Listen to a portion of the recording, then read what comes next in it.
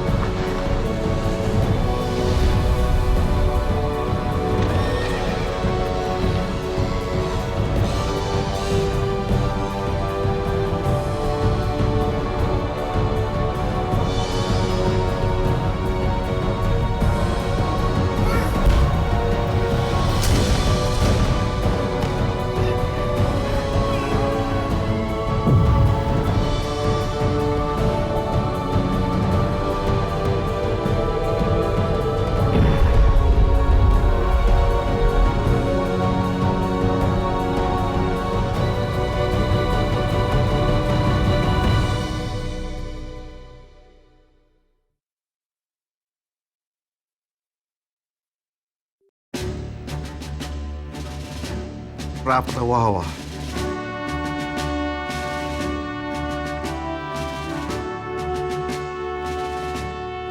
A fighter, an important figure in military strategy for Ngāti Pro.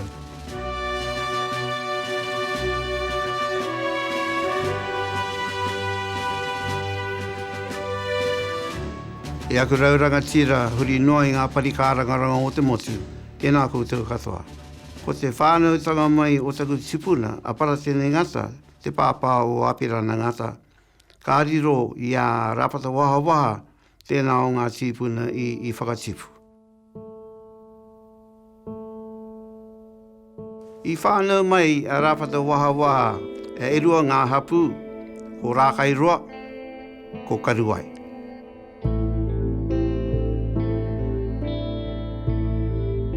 Ko tērā wāhi hoki o Ngāti Prau I ngā rohe o rākai roa o te aita ngā mate, a rua tau pare. He pakanga te mahi I wanganui a rātau.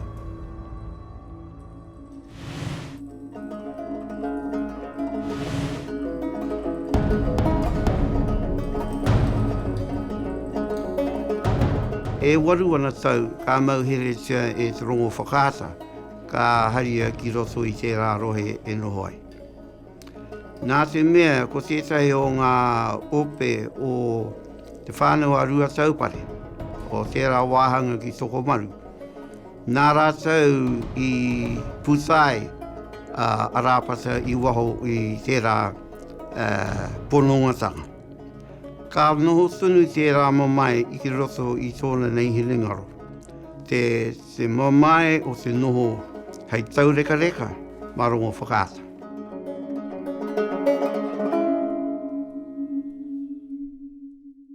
Rapata Wahawaha, before he became a soldier, he was a planner. He, as a young man, started to till the soil and grow food and do all sorts of things. And that was the way he lived. He would have been a very fit man, very fast. Whenever he was challenged to a battle using only traditional weapons, he would oblige.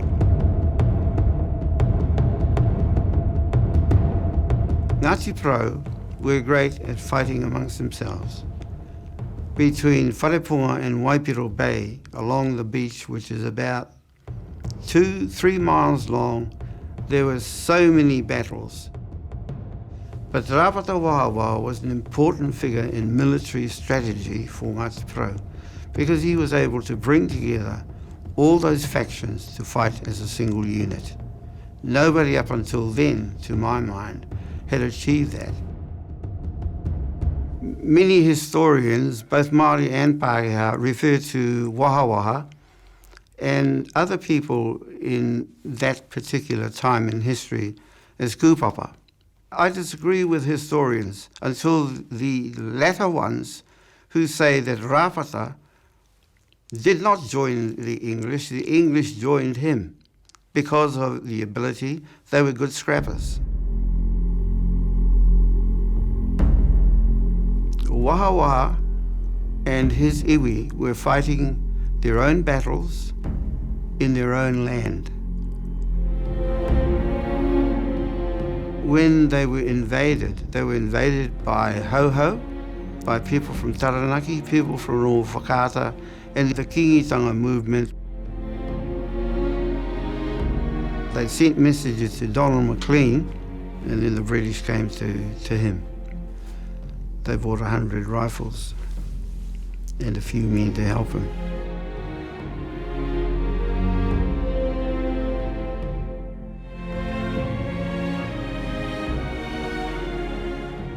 They not only fought the battles within the Ngāti Porou area, but he also saw his time to take revenge for his time at 1 year spent as a slave in Whakata.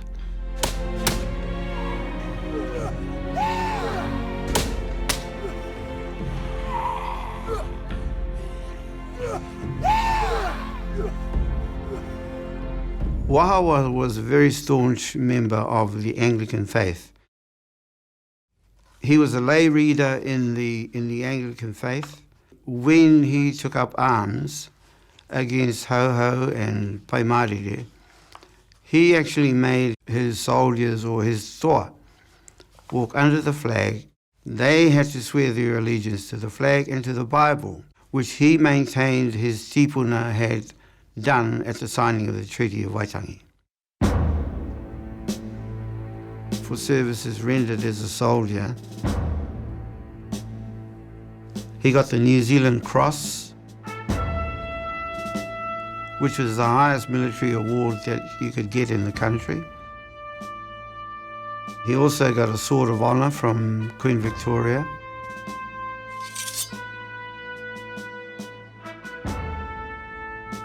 Me mea kaore Rapata Wahawaha, kōrero ngā whenua o Ngāti Porou. When it came to the aftermath, the Crown came along and said, we want to confiscate your land too because your people were fighting against the Crown too.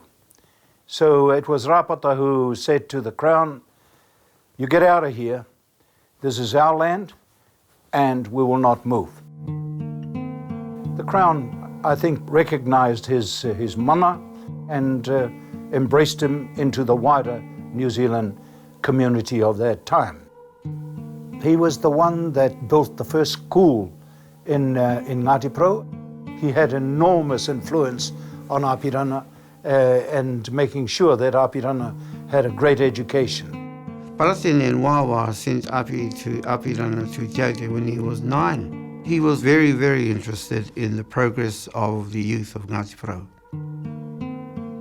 When he got old, he came and lived with Paratene at Waimatatini, and he was instrumental in the building of that wharenui, Raurangi.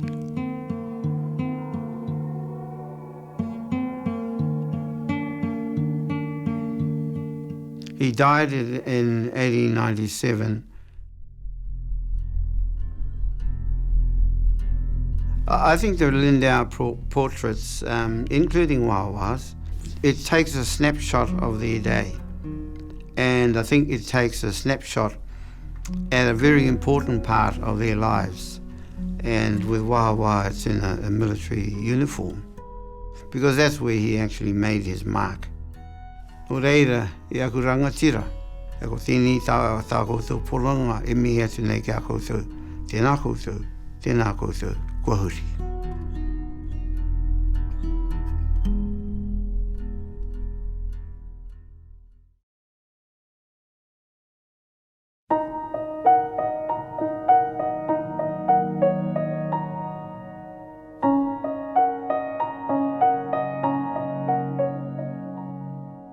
The 17th and 18th century, the business of being a painter was quite muscular. Pigment was hand split on stones. Most pigment was prepared, hand-prepared on the stone, hand-finished and pugged or ground. The boiling of oil, the preparation of canvas was a very mechanical and very big business. Most early painters died of lead poisoning, so painter's colic as it was known. The tradition dies away quite rapidly from the 1820s and 30s onwards. Very little of that earlier process survives.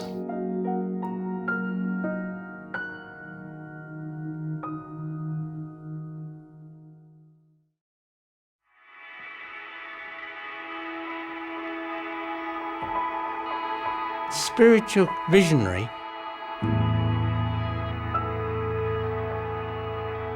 wisdom of the metaphysical space. Pera te ranga tuatahi tūtoko. Koutou kei mui ahau, ahakoa kowei, ahakoa nohea, e mihi tēnei kia koutou, no reira, kia ora rā, tēnā koutou katoa. Ko hori whakataka pare kōwhai tōku ingoa.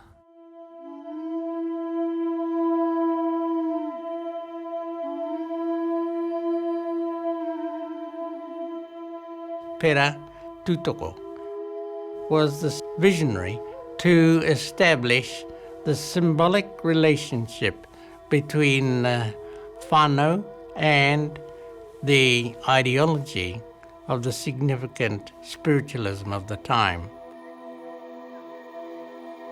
As far as the whakapapa of Pera Tūtoko, there's at least two important structures. One was Te Aitanga Mahaki, and he had a dominant area in Ngā Pōtiki. One area is the connection to the ideology of the rainbow through the tūhoi whakapapa.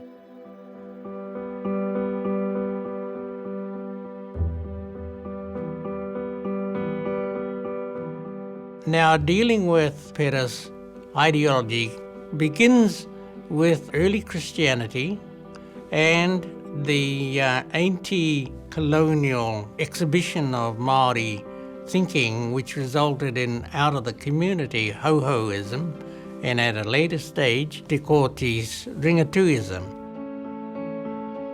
Pera clearly was interested in exploring that because he was associated with the anti-colonial position, which resulted with him being sent off to the Chatham Islands.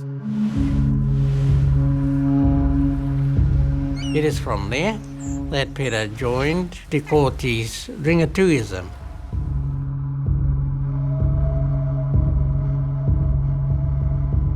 By the time he was released and came back to the family had already continued with a part Christian attitude and yet connected to the ideology of communicating with the spirit ancestral descent forces.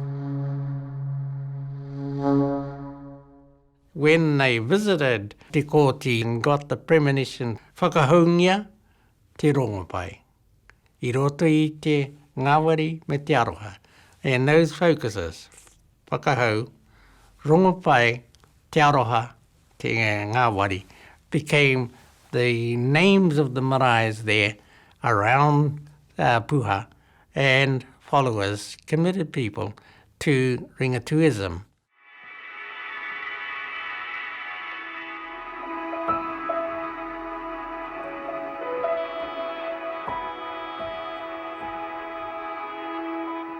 Pera is a significant person for the ideology for the family, where it would go, what they would do, and what is the future vision.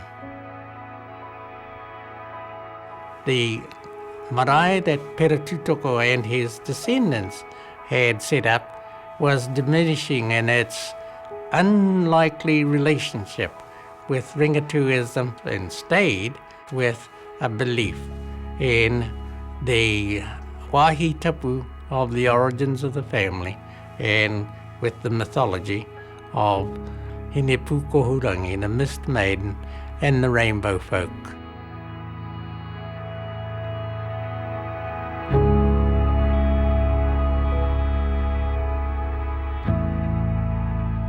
Pera Tutoko's descendants was fixed into the identity from the connection to Tuhoi Pōtiki and the rainbow strategy that they appreciated and lived by.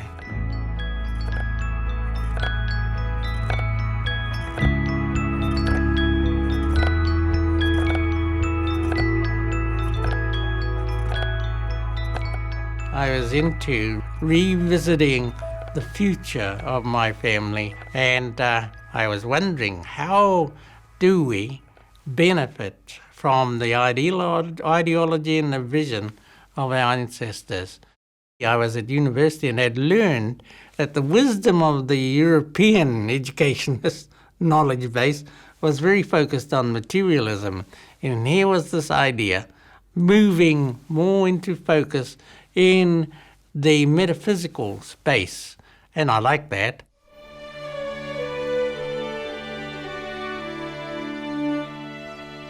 In metropolitan Auckland it could work, because with my children and my grandchildren we would consider the vision and the effect of the rainbow, and they, like me, would examine the rainbow, and it would instantly describe or prescribe to them by the colour and by the intent what is likely in the future around the corner.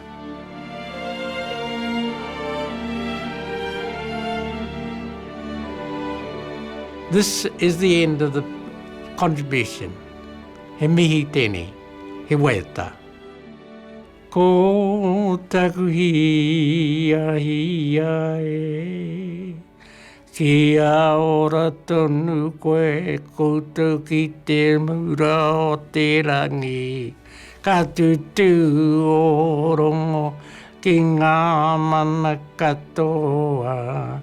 Ko tama i te paeke, ko tama i te Maori tanga, ko ngaro koe koutou ki te pō. Au e.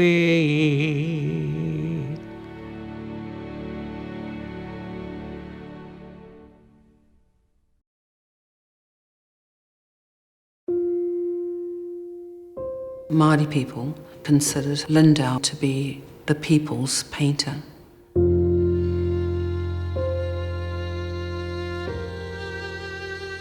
I think his legacy in those terms is very applauding, remembering that these portraits reside with whānau still and are a part of their community, and they're related to their relationship with him.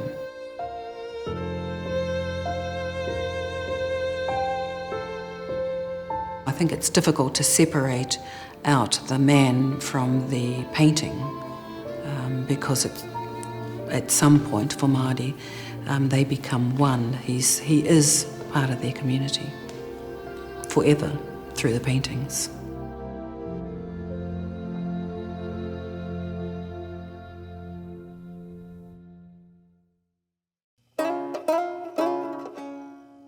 Hēnare pōtai. He was a protector of his whānau and hapu. He was a strategic thinker, and he was a dedicated learner. Ko hana ispi tuku kino ahau, he uri ahau nā te whānau o rua taupare, me te whānau hoki o te aitanga hauiti ki roto i Uawa ki Tolaga Bay.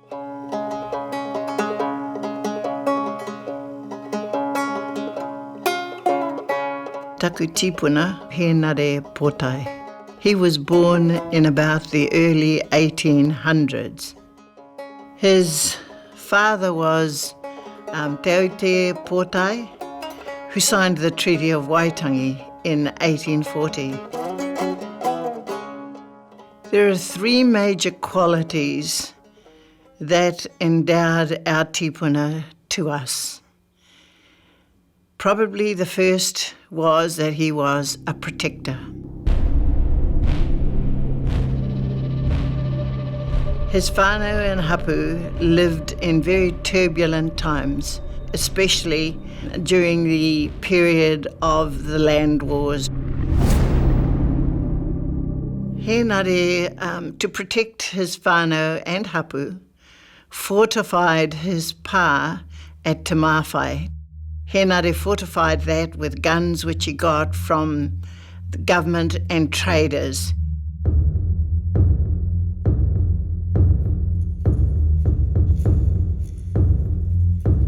He prepared his whānau and trained everyone in the art of warfare, a new type of warfare.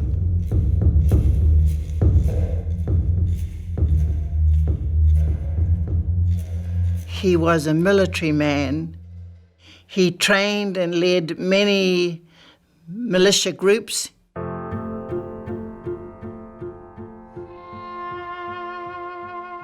He formed alliances with other leaders in Ngāti Porou, such as Rapata Wahawaha.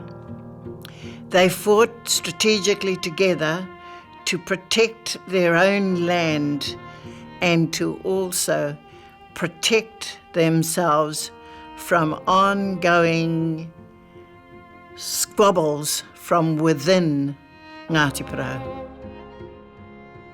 Henare was also a strategic thinker.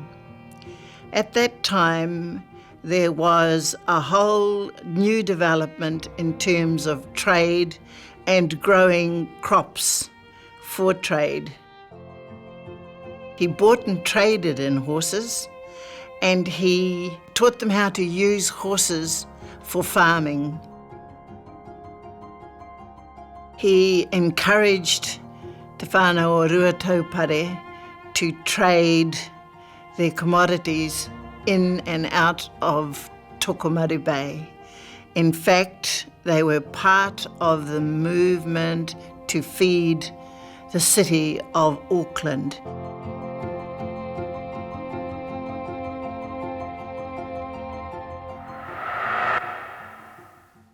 He became a scholar in Māori knowledge and Māori learning. He was a contemporary.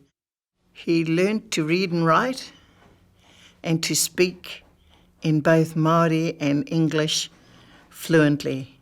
He encouraged his family to do exactly that, as he felt the future for his hapu was based on them getting a good education. In 1865, he became an assessor for the Māori Land Court. He knew how to deal with a change of legislation that was harrowing to our people.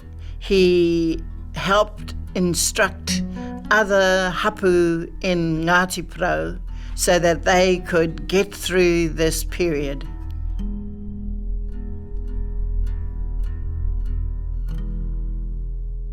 Some people have labelled Henare and people like Rapata Wahawaha as kupapa. We don't see it that way at all. We see it as someone who stayed and protected his own and encouraged learning. And in the generation that followed, people like these leaders have actually raised the standard of higher education and learning in Ngāti Porou. Nō reira, e mihi atu ana hoki ki te tangata nei a Lindauer. Mai ona mahi, ka puta mai, te ātāhua o ngā kōrero e pāna ki tō tātou tīpuna. Nō reira e te pāpā, kua ea ngā wawata kia koe. I roto i Ruataupare, tai atu hoki ki Uawa hoki e hika. no reira e mihi atu ana.